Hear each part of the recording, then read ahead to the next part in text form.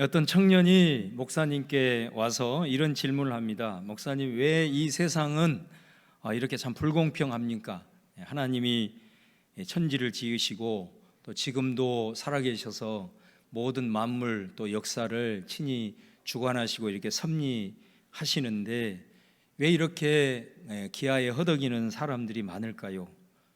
지구 한편에서는 음식물을 처리하기 위해서 몇 조 원을 쏟아붓고 있는데 반대편에서는 먹을 것이 없어서 쓰레기를 뒤지는 수백만의 수천만의 사람들이 있습니다. 왜 일어나는지 참 제가 이해하기 힘듭니다.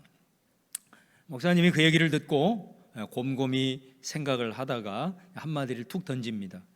너는 이 세상에 사는 사람들이 다 부자면 좋다고 생각하는구나.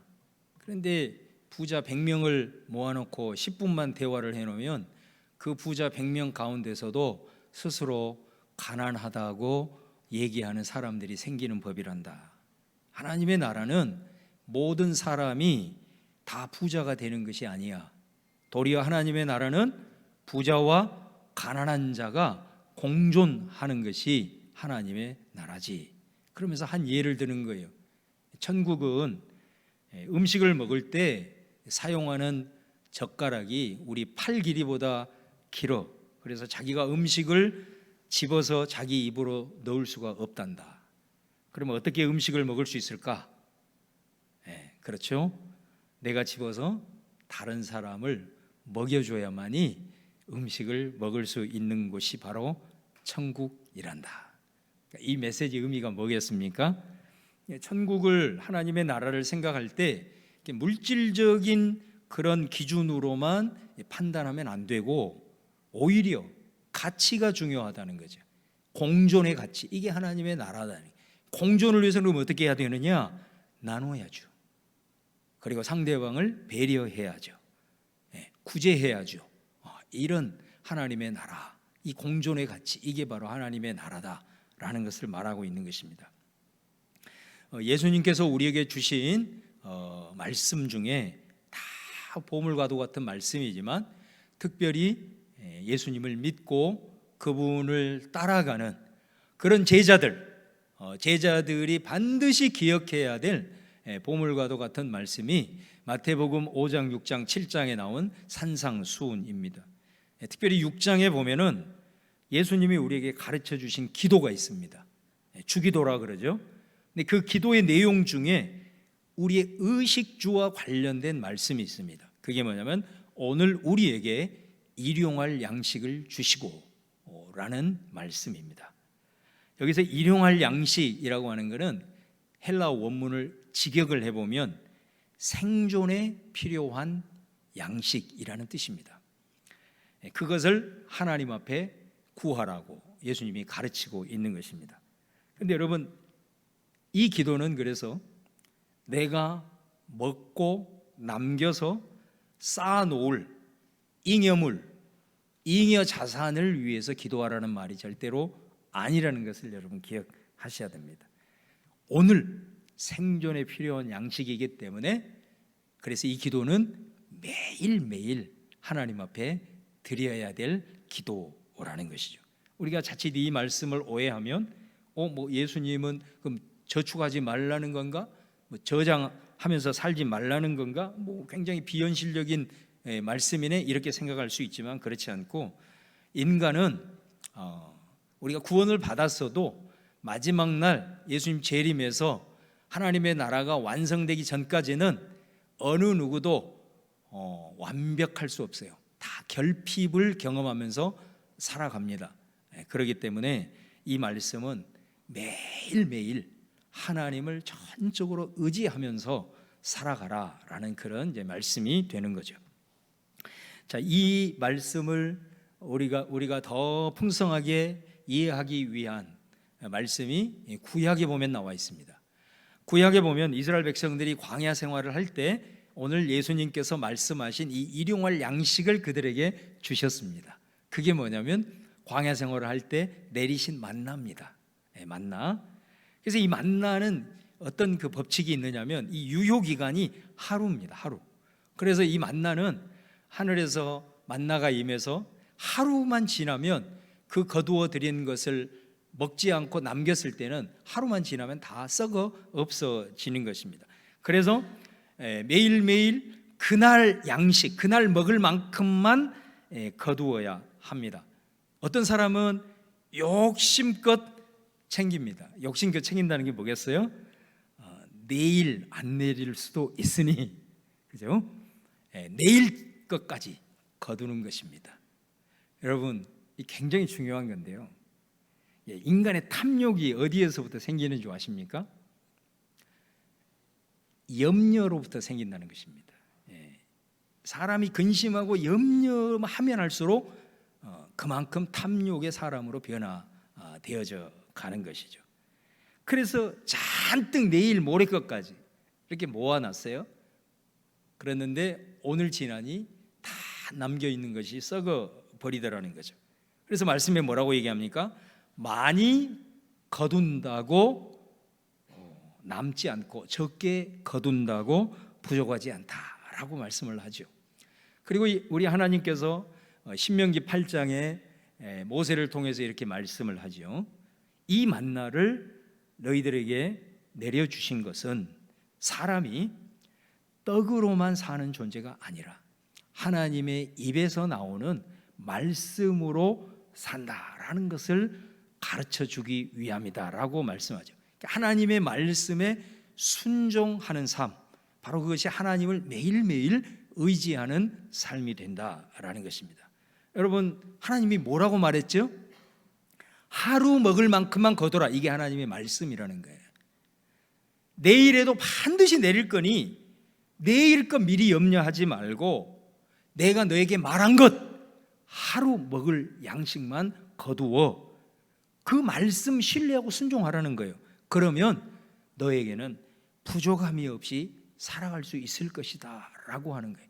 이 말씀에 순종하면서 살아가는 삶, 이게 하나님을 의지하는 일용할 양식의 삶이다라는 거예요.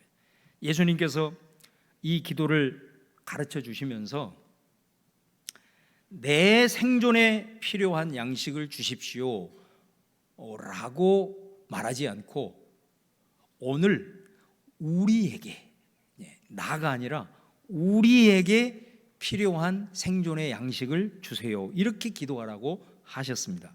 그래서 이 기도는 어떻게 보면 하나님 이 생존에 필요한 오늘의 양식을 내게 주세요라는 일종의 청원인 동시에 나 것만이 아니라 우리에 대한 생존에 필요한 양식을 달라고 했기 때문에 이거는 청원인 동시에 책임입니다. 그래서 예수님의 이 기도는 청원과 책임이 동시적으로 담겨 있는 메시지다라는 것입니다. 다시 말하면 하나님 아버지, 내가 오늘 생존에 필요한 양식을 내게 주시기를 원합니다. 그런데 내 이웃의 생존에 필요한 양식이 부족하다 이거예요. 없다 이거예요. 그래서 너는 어떻게 하라는 거예요? 이 기도를 드린다는 것은 내 것을 그들과 함께 나누도록 하겠습니다 라고 하는 그 책임의식, 결단, 그것이 함께 포함이 되어 있는 메시지다라는 거죠.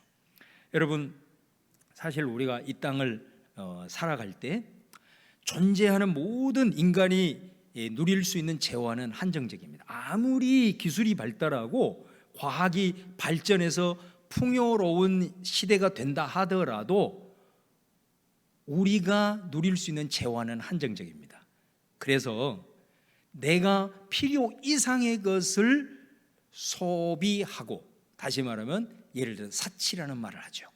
그리고 내가 필요한 것 이상을 자꾸 저장을 하게 되면 반드시 다른 한편에서는 부족한 것으로 인하여서 고통을 받을 수밖에 없는 것입니다. 인간이 누릴 수 있는 그 시대적 재화는 한정되어 있는 것이라는 것을 우리가 꼭 기억을 해야 되는 거예요. 또 여러분, 우리 현실적으로 볼 때 우리가 이 땅을 살아가면서 모든 것을 다 평등하게 나눴다고 생각을 해보십시오. 1년이 지나고 10년이 지나면 반드시 거기에는 부자가 생기고 가난한 사람이 생기게 되어 있습니다. 그게 현실입니다. 어떤 사람은 자신이 쓰고 남을 만큼 저장해 놓은 그런 사람도 있는 반면에 어떤 사람은 매일매일 살아가는 것도 버거운 그런 사람이 반드시 생기게 되어 있습니다. 이것이 우리가 이 땅을 살아가는 현실입니다. 그러므로 오늘 우리에게 일용할 양식을 주시고 이렇게 기도하라는 것은, 가장 중요한 것은 너의 오늘 생존에 필요한 것은 하나님이 책임진다 라는 메시지입니다. 하나님이 반드시 책임진다. 그러니 너에게 혹시 남은 여분이 있다면 그것을 저장만 하지 말고 너 아닌 다른 사람의 생존을 위해서 책임감을 가져라, 그런 메시지가 되는 것입니다.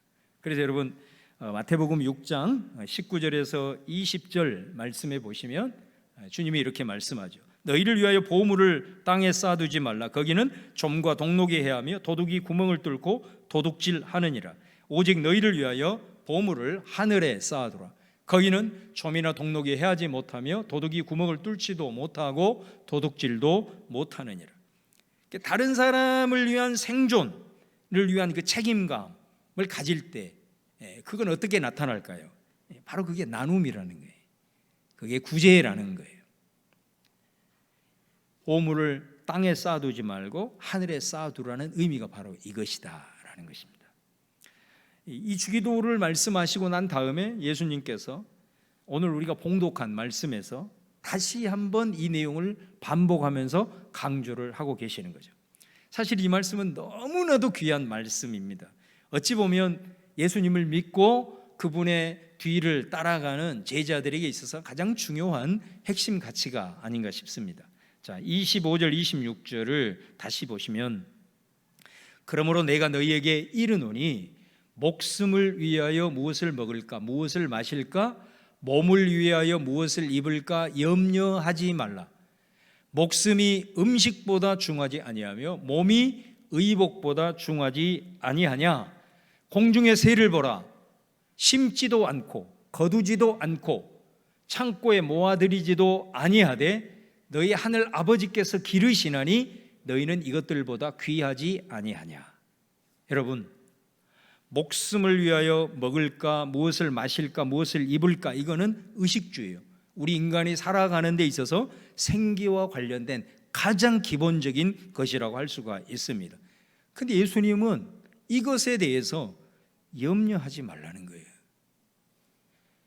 염려하지 말아라 라고 예수님이 명령하는 것은 하나님이 오늘 너에게 너의 생계에 필요한 것은 채워주신다는 약속이 전제가 되어 있는 거예요.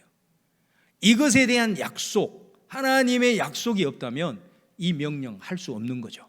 그리고 우리는 이 명령을 지킬 필요가 없는 거죠. 그래서 이 명령을 염려하지 말아라, 이것에 대해서는 염려하지 말아라는 것은 하나님이 반드시 그 부분만큼은 책임지겠다는 약속이 전제가 되어 있다라는 것입니다. 여러분, 이 하나님의 약속을 믿으시기를 축원합니다. 예, 이것을 믿어야 그 사람이 그리스도인입니다. 예, 이거 못 믿으면 그리스도인이라고 할 수 없습니다. 여러분, 예수님이 이거에 대해서 자꾸 염려하는 사람들이 있는 거예요. 그들에 대해서 이렇게 말씀합니다. 30절 말씀해 보면, 오늘 있다가 내일 아궁이에 던져지는 들풀도 하나님이 이렇게 입히시거든 하물며 너희일까 보냐. 믿음이 작은 자들아.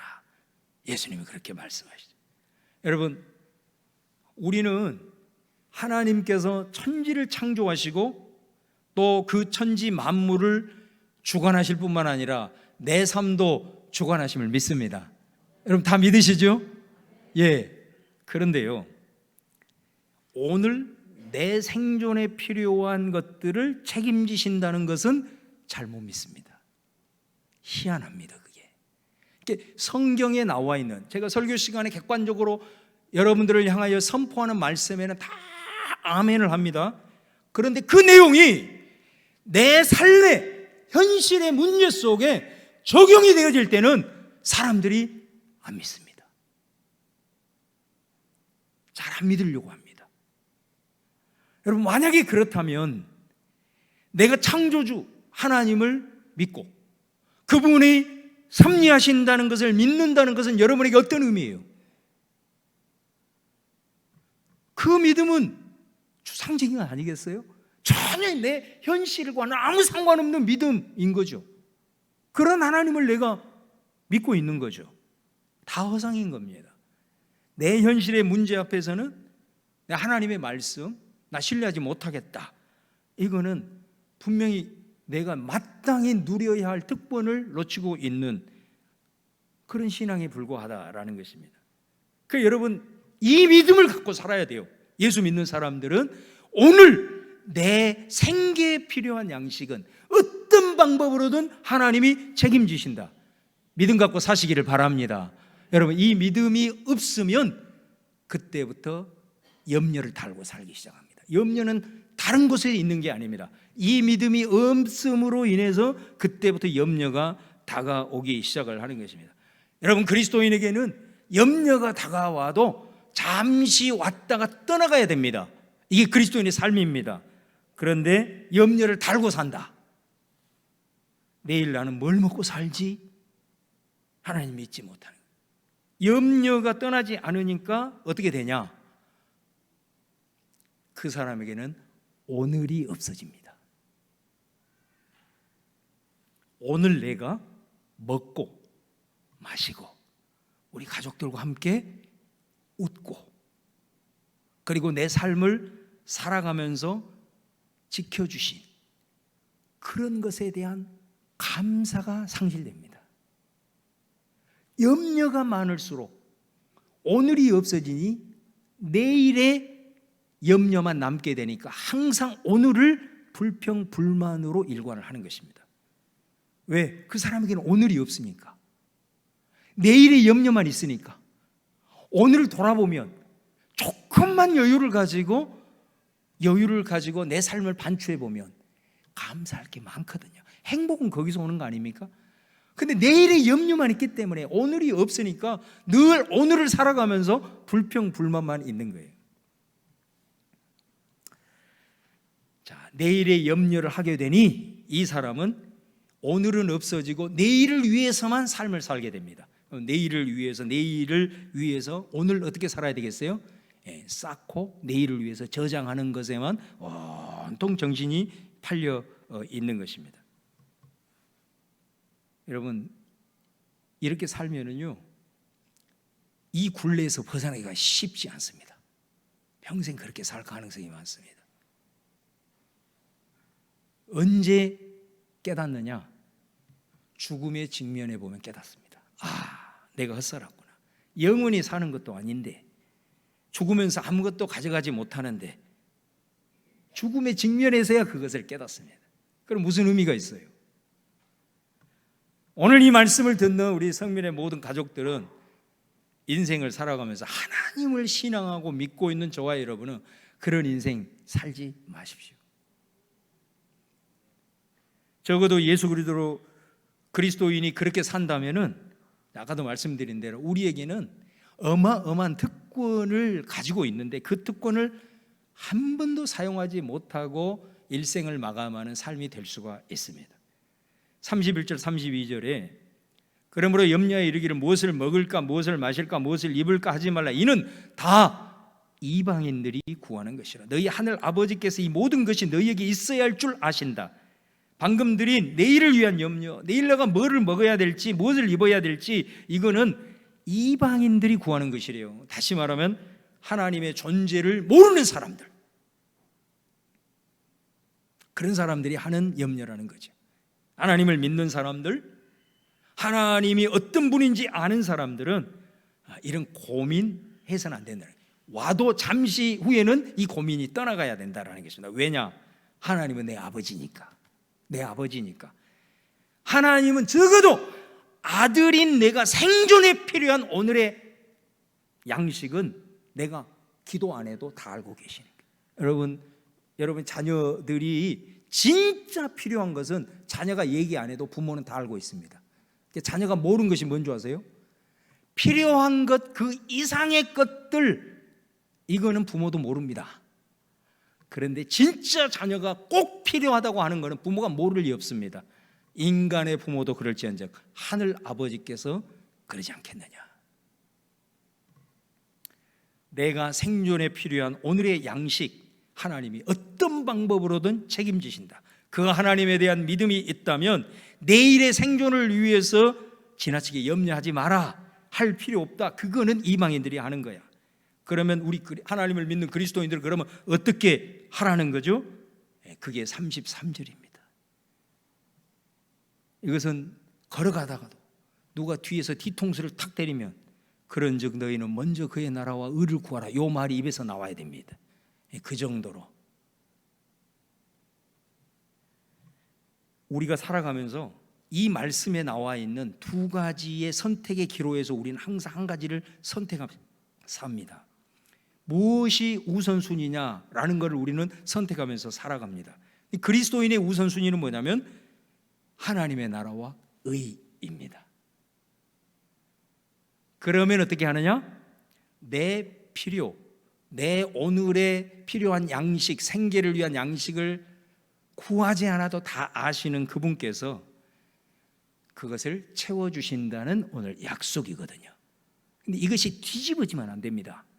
내가 이 모든 것, 다시 말하면 무엇을 먹을까, 무엇을 마실까, 그것에 대한 염려를 가지고 이 문제 내가 해결해야 되겠다, 이것이 우선적이 되면 두 가지 현상이 나타나게 되는데요. 한 가지는 뭐냐면 먼저 그의 나라와 의를 구할 삶의 여유가 그 순간부터 사라집니다. 그러니까 물론 우리가 내일을 위해서 그러면 뭐 살지 말고 그냥 대충 살아야 되나? 그런 말씀이 절대로 아니죠. 이게 어떻게 보면 내 삶을 위해서는 내가 노력하고 내가 애를 써야지, 맞습니다. 그러나 이 구도가 그리스도인에게 정착이 되어버리면 그 순간부터 먼저 그의 나라와 그의 의를 구하려고 하는 여유는 사라지게 됩니다. 그 다음에 또 하나 중요한 거, 그것은 하나님이 더해 주시는 축복으로 채워주신다라고 하는 이 은혜를 경험 못합니다. 오늘 이 말씀을 주기도문과 연결시켜 볼 때 우리가 세상을 살아가면서 염려하는 것이 뭐냐? 뭐를 그럼 염려해야 되냐? 내일 일을 위해서 염려하지 말고 나 이외에 오늘 생존을 위해서 몸부림치고 있는 사람들을 위해서 염려를 해라 라는 거죠. 그거 걱정하라는 것입니다. 염려하면 여러분 어떤 일을 염려하면 어떻습니까? 반드시 우리는 그 염려를 해결할 그 본능이 내 안에서 살아나게 되죠. 염려하고 걱정하면 어떻게 될까요? 그들을 위해서 내가 저장해 놓은 것을 풀기 시작합니다. 그것이 나눔이고 그것이 구제고 그런 마음을 가지고 자원해서 봉사하고 남을 위해서 살아가는 것입니다. 어떻게 보면 세상과는 완전히 차원이 다른 가치를 지금 예수님이 얘기를 하고 있는 거죠. 그래서 여러분 이 말씀하시고 예수님이 34절에 이렇게 말하죠. 그러므로 내일 일을 위하여 염려하지 말아라. 내일 일은 내일이 염려할 것이요 한날 괴로움은 그날로 족하니라. 내일 일은 내일이 염려하게 하고 한날 괴로움은 그날에 족한다. 저는 이 말씀을 어떻게 해석하냐면 우리는 오늘에 집중하면서 살자. 내일은 내일이 염려하게 하고 오늘을 돌아보는 여유를 가지고 오늘 채워주시고 지켜주시고 인도해 주신 하나님께 감사하면서 살자. 그것이 행복인 거예요. 그리고 내가 염려할 것 있으면 오늘 생존을 위해서 필요한 것이 부족해서 허덕이고 있는 사람들을 위해서 염려하자. 그 삶의 방식입니다. 여러분, 저와 여러분의 부르심을 한번 생각해 보세요. 우리가 믿음의 조상이라고 하는 아브라함을 보세요. 아브라함을 하나님이 부르실 때 뭐라고 말씀했습니까? 창세기 12장 2절 3절에 보면은 내가 너로 큰 민족을 이루고 내게 복을 주어 내 이름을 창대하게 하리니 너는 복이 될지라. 너를 축복하는 자에게는 내가 복을 내리고 너를 저주하는 자에게는 내가 저주하리니 땅의 모든 족속이 너로 말미암아 복을 얻을 것인지라. 하나님이 아브라함을 불렀어요. 불러서 복을 주겠다고 말씀하죠. 하나님 왜 그에게 복을 줍니까? 너는 복이 될지라. 다시 말하면 복의 통로가 되라 그런 말이죠. 내가 너에게 복을 부어준다. 그러면 너는 그 복을 받아서 쌓지 말고 저장하지 말고 그 복을 열방을 향하여 땅끝을 향하여 흘려보내라. 반드시 너를 통해서 열방이 복을 받는다. 그런데 열방이 복을 받지 못하도록 네가 막아버리고 쌓고 저장을 하게 되면 내가 너를 부를 이유는 없어진다라는 거죠. 하나님이 이스라엘을 택해서 불러주신 부르심의 이유가 뭡니까? 그들을 애굽의 노예에서 출애굽을 해가지고 시내산에 가서 언약을 삼을 때에 출애굽기 19장 3절 모세가 하나님 앞에 올라가니 여호와께서 산에서 그를 불러 말씀하시되 너는 이같이 야곱의 집에 말하고 이스라엘 자손들에게 말하라. 6절 너희가 내게 대하여 제사장 나라가 되며 거룩한 백성이 되리라. 너는 이 말을 이스라엘 자손에게 전할지니라. 이스라엘 백성들을 택해가지고 구원하셔서 언약의 백성 삼아주신 이유는 제사장의 나라. 제사장의 나라가 뭐예요? 너에게 복을 부어준다. 그 복을 열방을 향하여 중보자로, 중재자로, 유통자로 그렇게 부른 거예요. 그래서 열방이 이스라엘을 통해서 하나님을 인정하고 이스라엘은 그들에게 하나님이 이런 분이다라고 소개하고 하나님이 부어주신 복을 그들에게 흘려주시는 역할인 거죠. 이스라엘은 자신들이 제사장의 나라로 부름을 받은 것에 대한 특권의식을 가지고 있었습니다. 선민 사상이죠. 여기까지는 좋았어요. 그런데 하나님께서 부어주신 그 복을 흘려주어야 될 이방인에 대해서 어떻게 생각했습니까? 부정한 자들이라고 접촉하기까지 싫어하죠. 그러니 복이 흘러가겠어요? 부정한 자들인데. 이스라엘을 부르신 목적이 없어지는 거죠. 그래서 망한 겁니다. 그래서 예수가 온 거예요. 예수가 와서 뭐 하러 왔습니까? 새 이스라엘을 창조하기 위해서 온 거예요. 자기 부르심의 역할을 못하니까 새 이스라엘을 창조하기 위해서 예수가 오신 거예요. 예수가 오셔서 하나님의 나라 선포했죠. 그게 복음이 되었습니다. 그래서 그 복음을 받아들인 자들로 인해서 새로운 이스라엘, 새 백성을 창조하게 된 거죠. 이 교회죠. 이것을 위해서 타락의 상태에서 헤매던 인간을 창조 이전의 상태로 정상적으로 돌이키기 위해서 인간이 타락함으로 저지른 모든 죄악을 짊어지고 그분이 십자가에서 대가를 지불하심으로써 이 타락의 증상이 극복되어지면서 우리로 하여금 다시 하나님과의 원래의 상태를 회복하게 된 거다 이 말이죠. 그러니까 구원을 얻은 우리는 그 구원을 얻기 이전과는 엄청난 차이가 발생하게 되는 겁니다. 예수님 믿기 이전에 내 상태는 어떤 거냐면 내 힘으로, 내 능력으로 내 삶의 행복을 확보하려고 하는 자세입니다. 이게 예수 믿기 이전에 거듭나지 못한 사람의 상태입니다. 구원을 받은 사람은 어떻게 하느냐? 인간이 타락하기 이전의 그 상태, 하나님이 매일의 양식을 채워주시는 것에 대한 믿음을 가지고 하나님을 매일매일 의지하면서 하나님을 의지하면서 살아가는 모습입니다. 이게 하나님과 우리와의 관계가 예수의 십자가를 통해서 회복된 모습이다 이거예요. 그러면 내가 사는 방식 자체가 달라지게 되는 겁니다. 어떻게 달라질까요?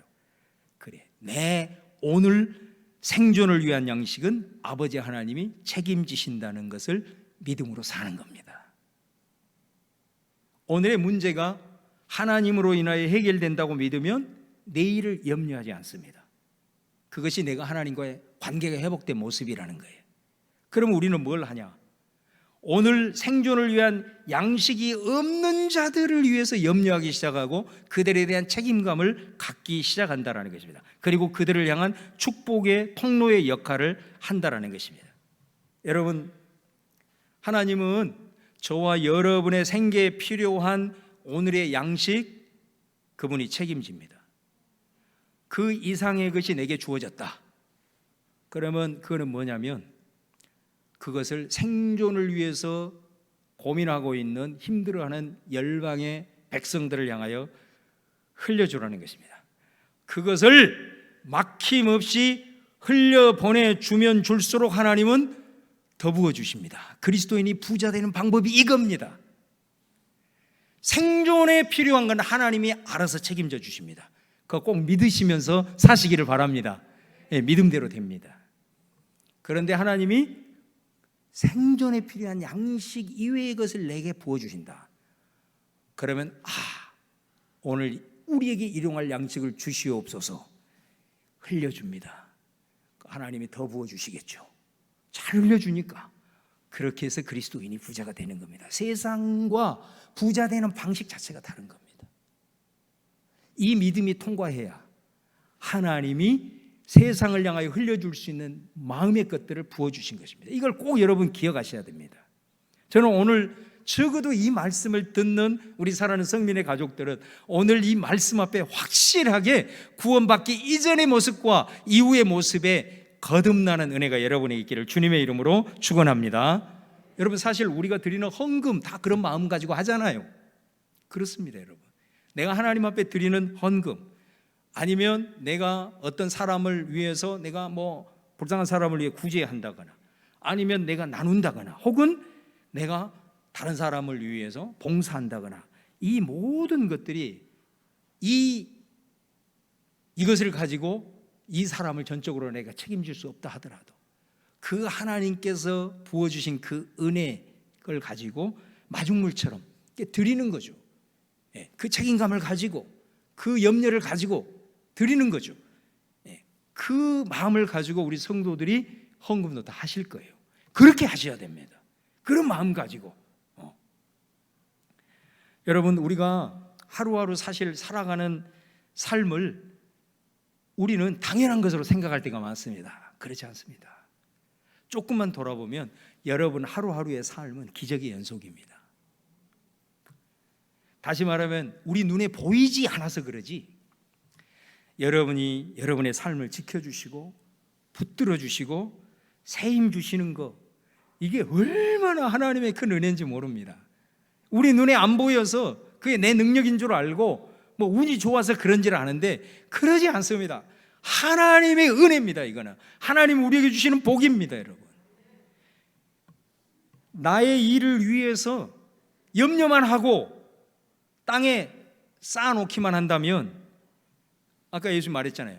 땅에 쌓아놓은 창고, 그거 없어지는 것은 한순간입니다. 여러분, 하나님의 천군 천사가 우리 눈에 보이지 않지만 우리를 둘러 진쳐주시는 은혜가 아니면 쌓아놓은 것은 한순간 병원비로 다 날아갈 수 있습니다. 주님이 내 마음에 평강으로 주장하지 않는다면, 내가 아무리 많은 것을 소유한다 하더라도 내게 찾아오는 불안 절대로 우리는 이길 수 없습니다. 하나님이 순간순간 주시는 지혜가 아니면 잘못된 선택으로 저장되어 있는 창고는 한순간에 다 비워버릴 수 있습니다. 간절히 바랍니다. 거듭날 수 있기를 주님의 이름으로 축원합니다. 이 땅에 나를 보내주시고 구원으로 나를 축복의 통로로 불러주신 하나님 앞에 하나님이 내 생존을 위한 양식을 책임져 주시는 그 체험이 매일매일 있기를 바랍니다. 그리스도인이 산다는 것은 세상 사람들이 누리지 못하는 이 체험하면서 사는 거거든요. 오늘 또 주님이 나를 책임져 주셨구나, 그거 돌아보면서 감사가 나오니 행복은 거기서부터 시작이 되는 거죠. 그리고 나는 눈을 활짝 열어서 자꾸 내 옆에 있는 사람 보지 말고 좀 열방, 부르심 속에 우리는 땅끝을 보는 사람들 아니에요. 그러게 보면 필요한 생계를 위해 고통스러워하는 많은 사람들이 눈에 보일 거예요. 그걸 위해서 좀 저장해 놓은 거 푸세요. 내 은사도 좀 풀고, 내 시간도 좀 풀고, 재정도 풀고, 그렇게 하셔야 돼요. 여러분, 우리는 떡으로만 사는 사람들이 아닙니다. 하나님의 말씀으로 사는 인생입니다. 오늘 말씀을 여러분들이 인간적인 필터링으로 거르지 말고 순수하게 순종하십시오. 그럴 때 여러분은 그 순간부터 전혀 다른 차원의 인생을 살기 시작하십니다. 그렇게 역사하실, 여러분의 삶을 전혀 차원이 다른 삶으로 역사하실 하나님을 기대하시기를 주님의 이름으로 축원합니다. 예수님이 제시하신 세상과 다른 방법으로 세상을 변화시키고 세상과는 다른 가치로 세상 속에서 진짜 행복을 누릴 수 있는 그런 믿음들 다 되시기를 주님의 이름으로 축원합니다.